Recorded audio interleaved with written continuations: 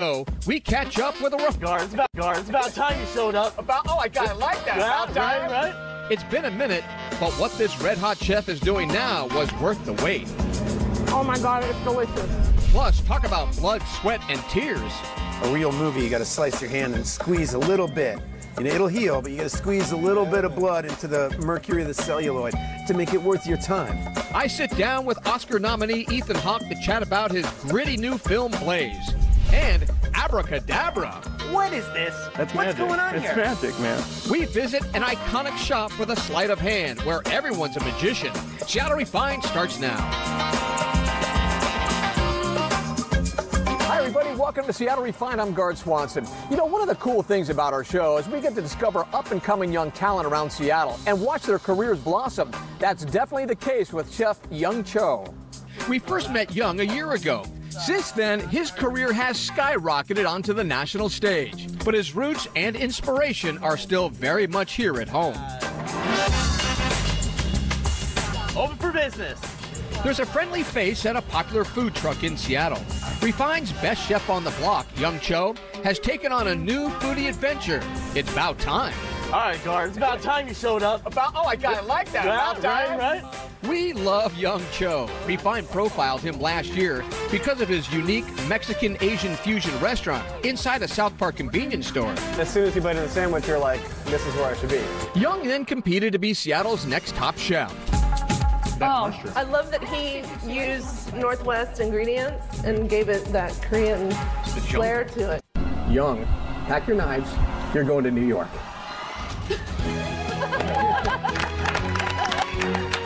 His victory sent him to the Big Apple to appear on ABC's The Chew. Please welcome, from Como in Seattle, a chef who uses his heritage to inspire creative dishes, Chef Young Cho.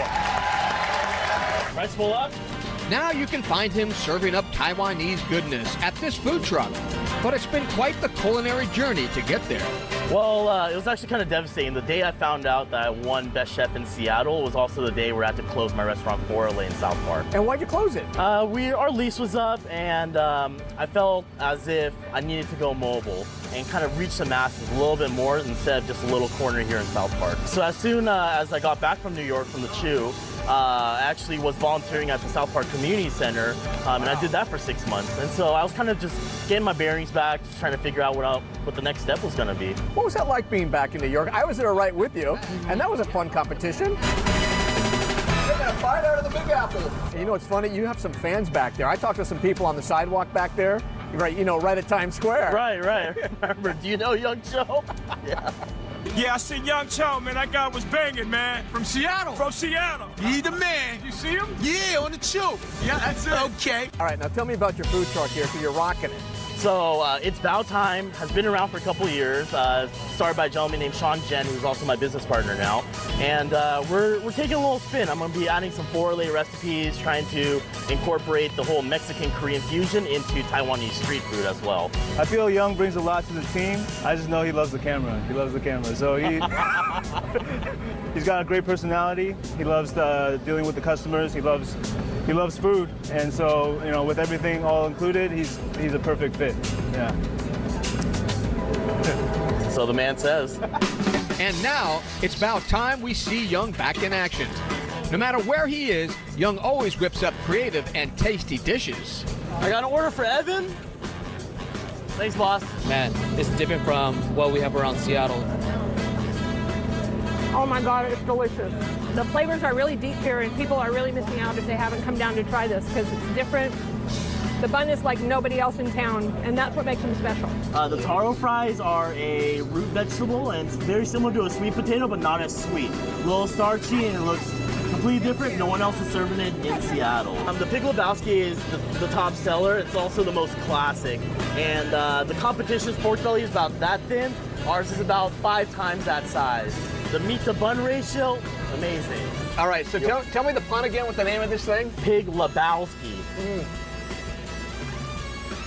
Oh, man.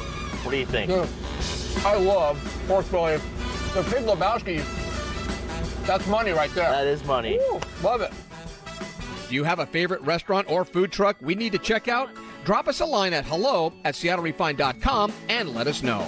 And a big announcement about another shop we featured on Refined. Georgetown's Deep Sea Sugar and Salt is saying goodbye to its trailer. Owner and cake artist Charlie Dunmeyer has made her amazing confections out of an Airstream at a Georgetown trailer park mall since 2016. But earlier this year, she opened a larger second cake shop at a nearby Carlton Avenue grocery. And it's doing so well, she's reportedly decided to pour all of her resources into the new location. Congratulations. From big changes to the big screen, some intriguing new movies are hitting the theaters this week. First up, the fantasy thriller The House with a Clock in Its Walls, starring Jack Black and Cate Blanchett. It's the story of a young orphan who helps his magic uncle try to locate a clock with the power to end the world. The House with a Clock in Its Walls opens Friday. It's rated PG. I'm not going to date anybody else for the rest of my life. Also out Friday, the tearjerker Life Itself. It follows a young couple on their journey through marriage and the birth of their first child and the unexpected ripples their lives create. It hasn't received the best reviews, so check it out at your own risk. It's rated R. And look for the drama Blaze to hit theaters this week. It's a reimagined telling of the life and times of songwriter Blaze Foley, directed by Oscar nominee Ethan Hawke. I sat down with Blaze's director and star on a recent visit to the Emerald City. So Ethan, what are you drinking there? You're in Seattle. It's got to be something good. Come on, man. I got a cappuccino going. I'm in Seattle. I've got a little legal marijuana in my pocket. It's everything. All right, let's go. Here we go. Everything is happening. You know? All right, give me a hug, man. You've been hugging everybody. All right. Come on, man.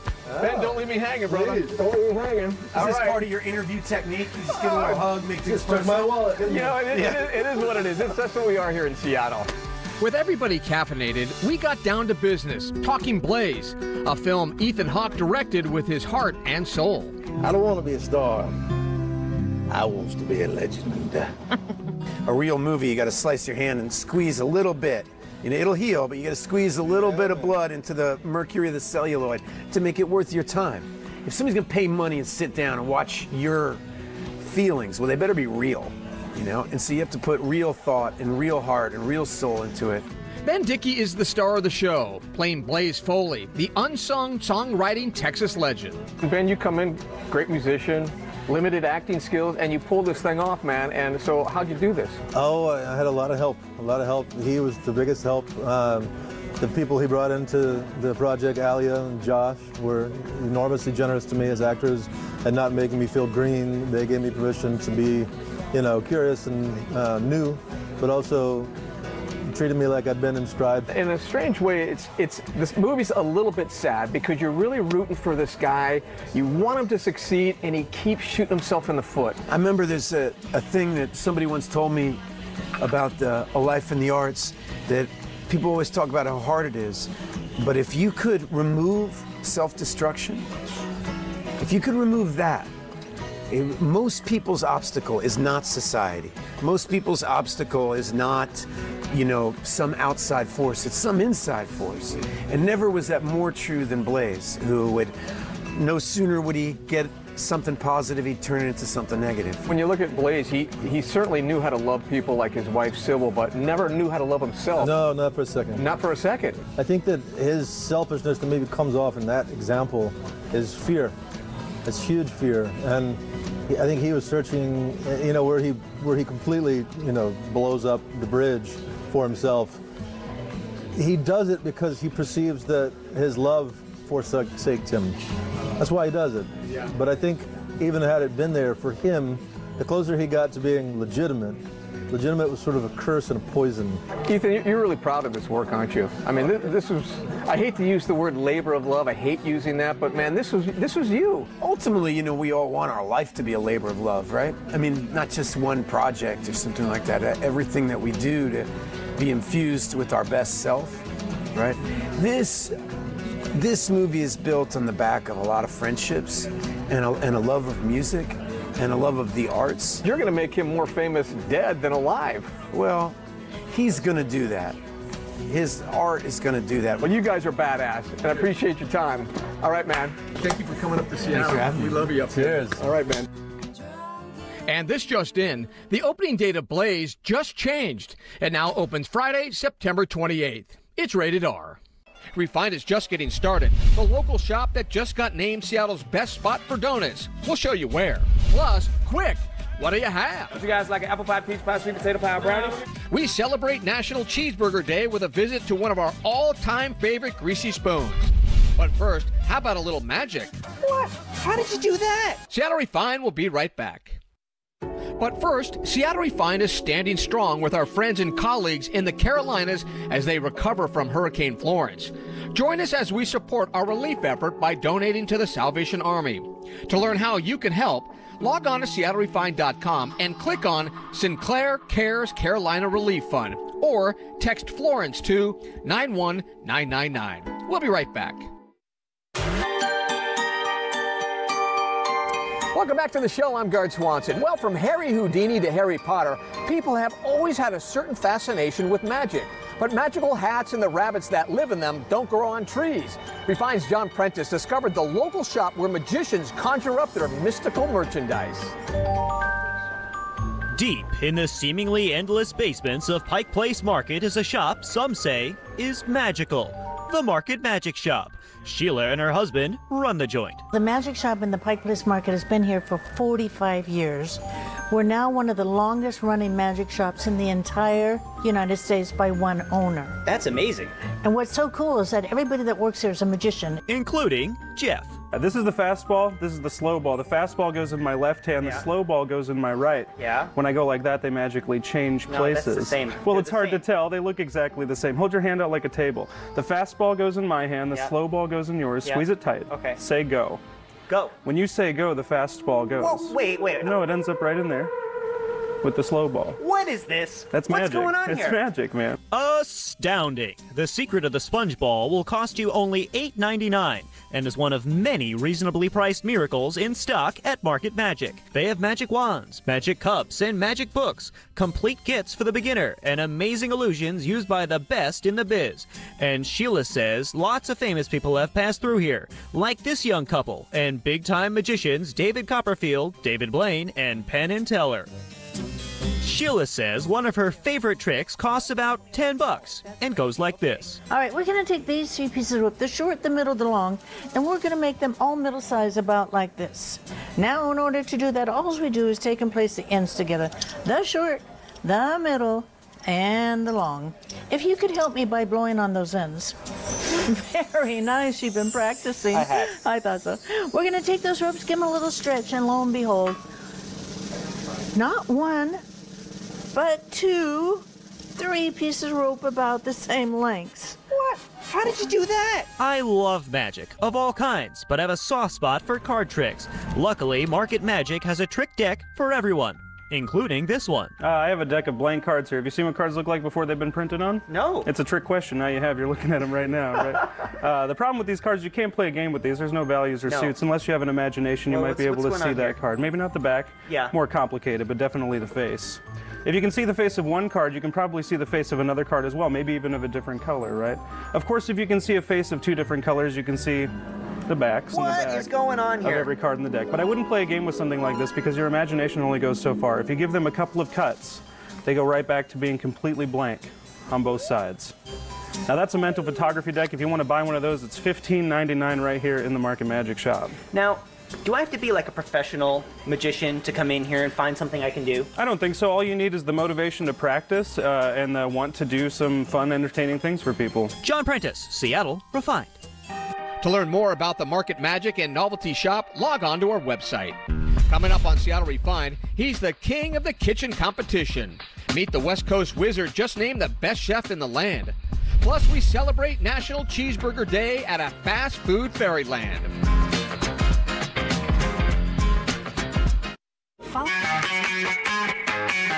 Welcome back to Refined. I'm Gard Swanson. You know, food fads come and go, but one treat that never seems to fall out of flavor is the donut. Seattle has its share of donut shops, but only one made a recent list of the best in the land. The website Thrillist just released its list of the 31 best donut shops in America. The only Seattle spot to make the list, Super Chef Renee Erickson's General Porpoise, which we agree is amazing. Portland's Pip's Original Donuts also made the list. While we have you salivating, we might as well mention that today is actually National Cheeseburger Day. There are so many excellent places to grab a burger in Western Washington, and I've tried a ton of them. But one of my favorite cheeseburger experiences was in Atlanta at a little place called The Varsity. Next, close me line. What do you have? What do you have? What do you have? What do you have? What do you have? It's The Varsity. It's been here like forever. What you guys like, an apple pie, peach pie, sweet potato pie, brownie? Well, The Varsity's pumping right now. Put it in perspective just how big this place is.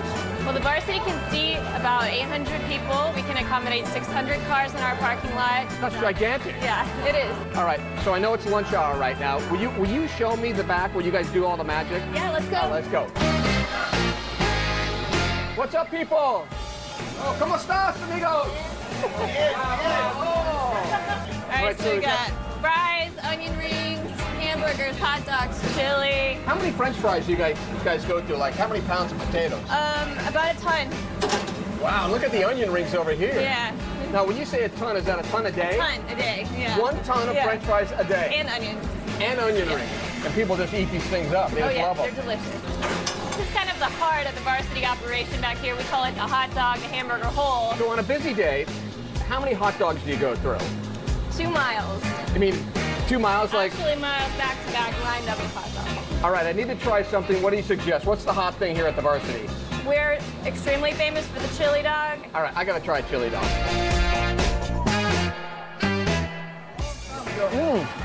Excellent, right? Whoa. Yeah. That's good. I need 2 hamburgers, 2 nuggets. Let me get 1 more nugget dog, right? So you got to tell me why you keep ordering this food. Because it's delicious. And what's so cool about the Varsity is you sit down and you know, you could be talking to the president of Southern Bell, to maybe someone that works for the gas company and run lines all day. It's just where everybody comes together, they get along to have a good time and enjoy some good food. Do you have a favorite burger joint we need to try out? Send us an email at hello@seattlerefined.com and let us know. We'll be right back.